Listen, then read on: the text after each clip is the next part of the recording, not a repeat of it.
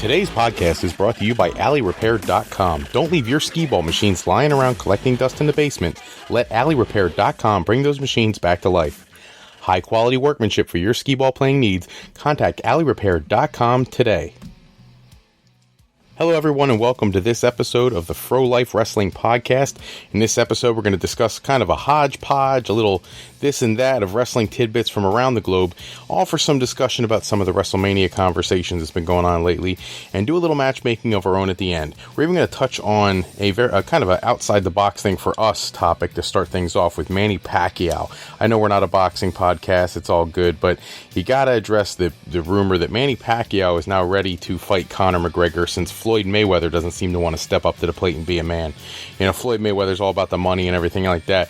You would anticipate that either one of these guys, either Mayweather or Pacquiao, would destroy McGregor in a boxing ring. Mixed martial arts, totally different. I think he'd tear either one of them up, but in a boxing ring, either one of these guys would take him down pretty quickly. For Floyd Mayweather, it would be easy money. The guy can make $100 million quickly if he just signed the fight. Instead, Pacquiao is man enough to step up for whatever terms. I hope the fight happens just so we could see McGregor go out, probably lose to Pacquiao, which would be great for Pacquiao, horrible for Floyd Mayweather because he'd miss out on that huge payday, and I would love to see Floyd Mayweather miss out on a huge payday just so he could feed that to his ego. The guy drives me crazy. I'm going to get off the boxing stuff real fast, but I had to throw that out there because I was intrigued by that so much. Moving on to the Kenny Omega watch. You know, the other day, Kenny Omega in the last couple weeks has been the topic of conversation for wrestling fans. Those who want to see him come into the Royal Rumble, who want to see him in WWE or whatever, really curious to see what's going on with him in his career. You know, there's conversation out there that people think that he's already re-signed with New Japan Pro Wrestling. I am not one of those people who believes that. It's not that it's not possible, but his path the last few weeks, the companies that he's doing performances for, have been rather interesting if he's somebody who just re-signed with New Japan Pro Wrestling. This past weekend, Forefront Wrestling, an organization that had booked Cody Rhodes to face Tiger Ali in a match. Cody Rhodes couldn't be there. He was at the Dax Shadow Memorial, which is a beautiful thing, and I don't want to get on a somber note, so I'm going to move past that relatively quickly. Just a good thumbs up to Cody Rhodes for doing the right thing there. But Kenny Omega stepping up and taking his booking against Tiger Ali for the Forefront Wrestling show. You know, this is a guy who he could show up in any arena, any company, and he immediately makes an impact.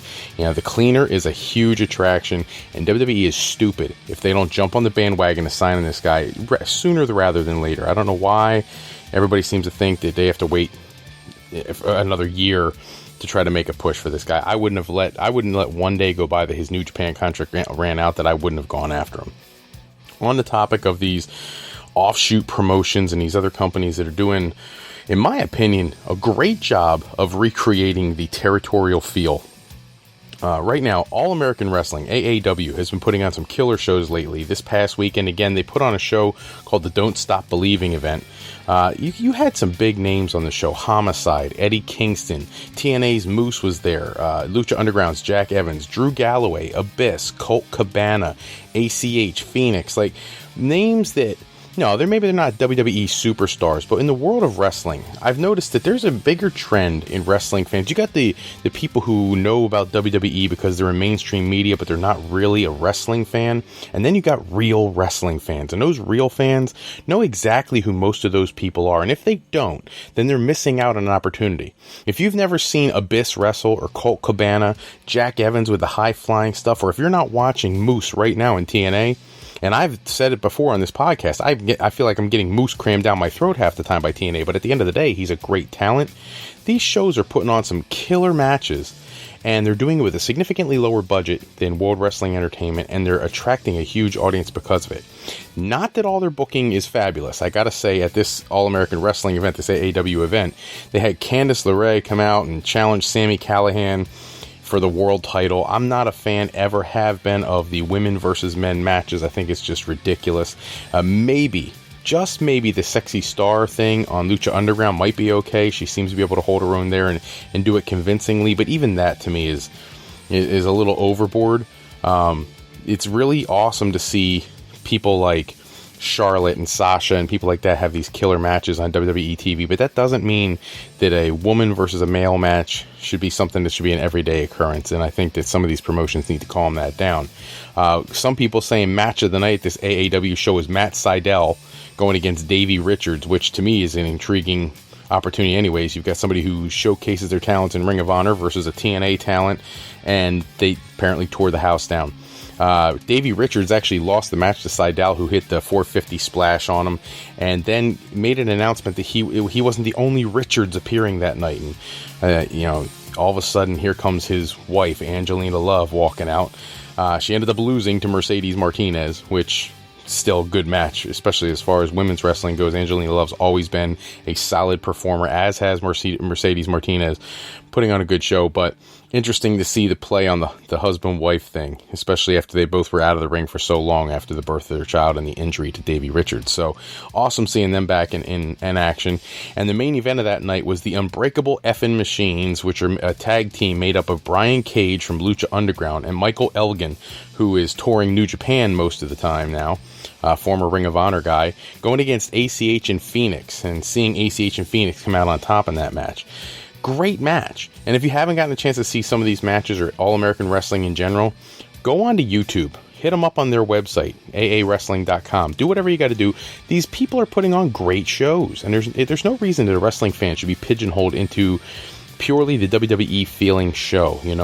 People fell in love with ECW back in the day because it didn't have that overproduced big camera angle look to it, and that's what you get with some of these shows. AAW, Revolution Pro, places like that. Speaking of Revolution Pro, I cannot even begin to tell you how cool their event was this weekend, having stars from their own corporation, of course, TNA, Ring of Honor, New Japan, and competitors from the recent WWE UK Championship Tournament, all on the same show. One of them being Pete Dunne, who having a little bit of character confusion. The guy's supposed to be playing the heel here, but because of what happened in the WWE tournament, he's over. People love the guy. I actually thought he looked like a complete schmuck in that tournament, but whatever, that's just my opinion. But as far as playing the heel, he did a good job. He ended up losing to Yoshihashi from New Japan, which was an opportunity to see some great interpromotional cross-country challenges that you don't typically get to see. Get to see Jack Sabre Jr. and Marty Scurll. They did a 45-minute show that was just out of this world, insane match. And, every time Sabre Jr. gets in the ring, it's going to be a killer match. They had Trent Seven and Trevor Lee show up for this opportunity, which is interesting because Trevor Lee was supposed to be at the AAW event the night before and didn't show up. He's half the tag team champions in AAW, and I guess he stiffed them to go over and do Revolution Pro, but whatever. I guess that's the way things happen when you're booking yourself on the independents. They had Katsuhori Shibata take on Matt Riddle for the Revolution Pro British Heavyweight Championship, which, if you've never seen Shibata and Riddle before, either one of these talents, they're both amazing. New Japan has gold with Shibata and a whole host of other talents, but this, great match. And the end of the night saw Zack Sabre Jr. coming out and actually getting in the face of Shibata, trying to set something up for the future, which should be something to look at, because that's going to be a match. It's going to be high flying, there's going to be high spots, there's going to be technical wrestling all over the place, so look forward to seeing that. Let's go over some of the more recent WWE tidbits. First off, the Brock Lesnar Braun Strowman tease on Monday Night Raw. They had this, we think we said this in one of the other podcasts, they had a real organic face-off. It showed that the potential of what could have happened if you could have heard the fans this is awesome chants. You hear those a lot, but in that moment you really felt it. You felt like, oh my God, if these two get in the ring, we really don't know what's going to happen. And it obviously is an opportunity. But now there's conversation that potential match might be putting common sense in jeopardy for WrestleMania. We've been sitting here all this time talking about Goldberg and Brock and their rubber match at Mania. I almost get the sense that they might fast track that and do it at Fastlane, no pun intended, And I guess there's a little piece of me that's okay if they do that, but you got to get the rubber match out of the way. It has to happen somewhere, sometime, and it has to happen soon. And if you're not going to do it at Mania, do it at Fastlane, get it out of the way, because Goldberg clearly is in great shape. He's still going to put on a main event quality match at WrestleMania no matter who he goes against. But my concern here is that what do you do with Goldberg if you don't have him in a match with Brock Lesnar? You know, what do you do with the rest of the card? Does Roman Reigns, only a couple days ago, there was rumors of Roman Reigns going against Braun Strowman. You know, now, do you put Goldberg against Roman Reigns? Do you have Roman Reigns definitely win the title at the Royal Rumble and face Goldberg for the title at Mania? I mean, those are things that could happen. You know, in my personal opinion, the Universal title should stay around Kevin Owens' waist and he should defend against Chris Jericho. They are easily the biggest attraction in WWE right now. Whether it's the list or the Kevin Owens show or whatever it is, or this play on this best friends ridiculous angle that's been going on for 7 months. It is not often nowadays that people see the same angle going for this long and are enjoying it the whole time. I'm not saying that I want to see the same 4 guys in the main event of Raw every week, but people haven't seen these two go at it in a real good physical altercation, and that's what people are waiting to see. In my opinion, WrestleMania, it should be for the Universal title, and it should see Chris Jericho go over. He's earned it. With the work he's done in this past year, he's earned it. Kurt Angle, another hot button topic this week. You know, what are the chances of him actually entering the Royal Rumble versus just having a match at WrestleMania? You know, and if you're gonna bring him back just for Mania, you got to be careful who you book him against. Okay, at the end of the day, I'm sure Kurt Angle does not mind putting over a talent. In the independent scene last year, he put over Cody Rhodes. He took another match from Cody Rhodes. They're going to have their rubber match in February or March. But at the end of the day, Kurt Angle is not going to be opposed to putting somebody over if it's the right guy. And who you put him against would be huge to decide whether or not you used him appropriately for a match at Mania.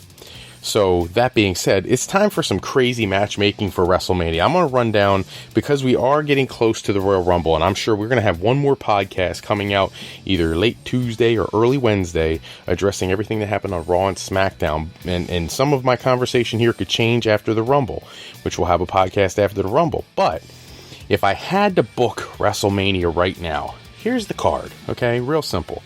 Universal title, Kevin Owens versus Chris Jericho, and I put Chris Jericho over.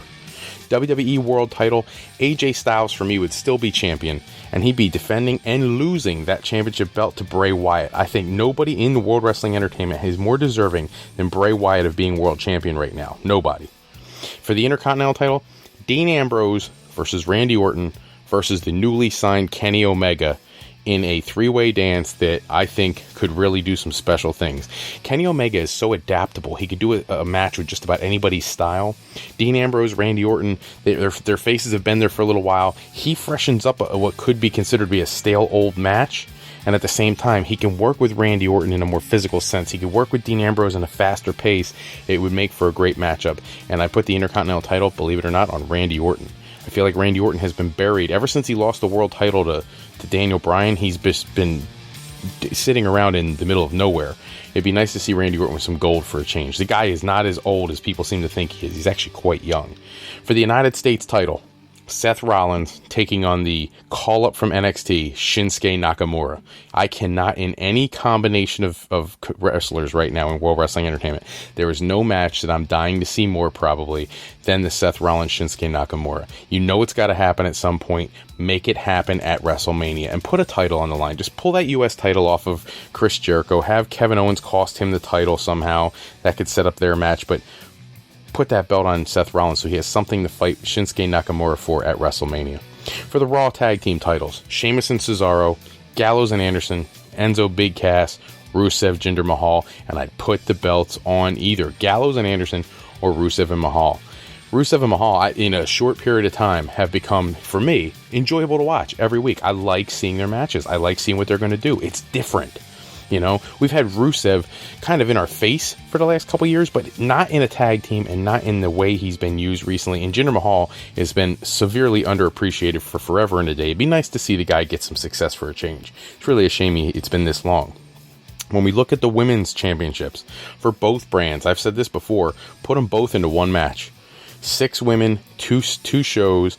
Whoever you pin, you win the championship that their brand represents. I don't care how you do it, but there's too many top tier talented women right now on the shows combined to separate them into 2 matches, because you know Vince isn't going to give that much TV time to the women anyways. We're still working on that women's revolution here, and this would be their best way to showcase as many of their talents as they can in a high profile match. I want to throw a little Swerve into the SmackDown Tag Team Championship. American Alpha, I'm okay with them carrying the belts all the way to WrestleMania, but I'm ready for something different. I want them to come out unannounced. Or at least not announcing who their opponent's going to be. An American Alpha Open Challenge. Have them come out to the ring, let them be in there, throw out a challenge to any team that wants to step up, and have the New Day jump to SmackDown and take the SmackDown Tag Team Championship. They could use the storyline that they want to start the longest SmackDown Tag Team Championship reign in history, now that they already did one on Raw. I think it would make for a great storyline. It'd be a good way to freshen them up. They could go back to being heel for a little while. I just think that's a way to keep the team together because they draw so well. They make so much money. I have a tough time with them trying to break them up right now. As for the Cruiserweight title, I actually think they should make a philosophical change when it comes to the Cruiserweights. I really believe that they should stop booking a ladder match for the Intercontinental or US title. I think they should make that to Cruiserweights. The kids can fly higher than anybody. Let's have a Cruiserweight Money in the Bank ladder match. I don't even care what the 6 or 8 guys or whatever you want to put in a ring. Put them all out there and let them put on just a high spot showcase. I have The Undertaker taking on a heel version of John Cena. I know that one's been said over and over and over, but at the end of the day, it's not one that I'm willing to let The Undertaker retire and never have had. I don't want to see that kind of regret in fans. So let's just get it out of the way. If he comes back next year, put him against Strowman next year. If you want to put him against Reigns, put him against Reigns next year. If you want to put him against, Finn Balor, if he's coming back, have him go against Finn Balor next year. But this year, let's get the John Cena match out of the way. Kurt Angle, I have him in a match, and I want to see him against Samoa Joe. It's been done in TNA, it has not been in WWE, and it is a match that people would love to see one more time. That's what I would book, and I'd have Joe go over, and I know Kurt Angle would have no trouble putting Joe over. Goldberg versus Roman Reigns. I don't even care if there's a championship on the line. There's a great opportunity there. The fans really blew up when they were face-to-face a couple weeks ago on Raw. It makes business sense. It's best for business, whatever. I think that would be a money match, and I don't think a title has to be on the line to make it that. And I'm only saying that because it seems like they're going to move the Brock Lesnar fight. I'm okay with Brock versus Braun Strowman. As a matter of fact, that's what I have on my card too. The only problem I have with the match is it seems like a lot of people want to see Braun Strowman win that match. Now, here's the thing. I've seen people claim, Brock has lost to John Cena and Triple H, and he's lost to various people, in The Undertaker, and people like that in the last couple of years, and Goldberg in a minute and 20, whatever. That I get that, but at the end of the day, Brock Lesnar is still a huge draw. If you keep getting the guy beat, you're going to kill the golden goose. Braun Strowman doesn't need to beat Brock to be made by Brock. Brock should still win the match. Strowman should look great in the match. It would catapult Strowman into the main event stratosphere. The night after WrestleMania, whoever walks out and challenges the champion is going to jump right in the main event spotlight. Strowman could lose to Brock and walk right out and become a challenger right away anyways. So I still have them in the match, but I have Brock going over. And of course, there has to be an Andre the Giant Memorial Battle Royal. For me, this is, I know it's not a popular opinion, but this is where I would bring Finn Balor back. I'd bring Hideo Itami back, since he was in one once before and then got hurt right away afterwards. Finn Balor coming back fresh. He is your future. You do not want to take a chance on putting him in a 20 to 30 minute match where he's going to end up getting hurt just after coming off surgery. I'd rather save him, put him in the Battle Royal, and I would not give him the win. I would actually go for a 2-time winner in Baron Corbin. Not because Baron Corbin deserves it, but because it creates a storyline that hasn't been used before. This Andre the Giant Memorial Battle Royal thing has only been out for so long. Put it out there. First 2-time champion. It'll give him something to fight for. And let's face it, they're clearly pushing this kid to be a main event star at some point this calendar year. In 2017, Baron Corbin will be challenging for the world title. And when he does, we need to make sure that the people are ready to believe in him. And if you don't give him some kind of legit victory, and he's obviously not going into a world title match at Mania, then you got to do something else. That's all the time we have for this episode, but check back with us in episode 10. We're going to cover all the happenings in the world of wrestling. We're going to review what happens on Raw and SmackDown, the last ones, the go-home shows before the Royal Rumble. And we'll see what's going on in the wrestling world. Maybe make some more predictions. We might have to adjust a few things we just talked about based on whatever happens there. And then we'll be back again Sunday night or early Monday to try to review the Royal Rumble. In the meantime, special thanks go out to bensound.com and purpleplanet.com for producing all of our music and sound effects used in today's show. Today's podcast was sponsored in part by Beazle Games. Bringing a new friend to family game night is easy with sketchy people. Showcase your artistic side in this new game from Beazle Games and bring some fun and excitement to family game night. Go to www.thegamecrafter.com/sketchypeople. That's SKETCHYPEOPLE to pick up your copy today. To the U.S. News and World Report Best Colleges 2017, available now at Amazon.com and Barnes & Noble. To AlleyRepair.com, contact Alley Repair today for servicing all of your classic skee-ball, pinball, and arcade needs. And to A&B Education of Lansdale, bringing intercultural education to talented students from around the world. We want to thank you for listening to today's podcast, and we encourage you to go to our website at www.frolifeplanning.com to learn more about what Mr. Fro can do for you in your path to higher education. Remember, Fro Life Educational Planning is for today, for tomorrow, and for life with Fro Life. I'm Fred Froelich, better known as Mr. Fro, and I want to thank you for taking a few moments with us today, and we look forward to discussing more current events and rumors in our next show. So long, everybody.